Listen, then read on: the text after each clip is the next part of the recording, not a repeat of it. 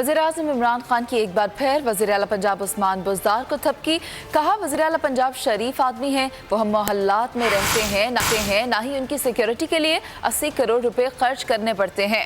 Mafia Usman Buzdar के पीछे पड़ा हुआ है, इसलिए रोज़ अफरा तफरी मची हुई होती है कि पंजाब फेल हो गया। पंजाब में अब बिल्कुल नई तब्दीली आएगी।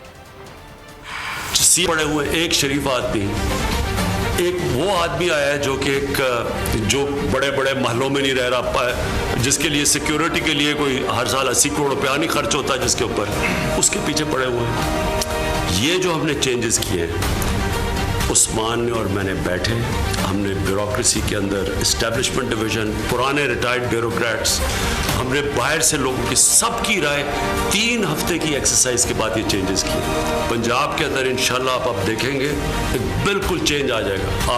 आपके सामने आप इस पंजाब को, जो पुराना पंजाब है और अब जो कंपेयर करेंगे, आपको पहली दफ़ा नज़र आएगा कि कितना गवर्नेंस सिस्टम कितना ज़्यादा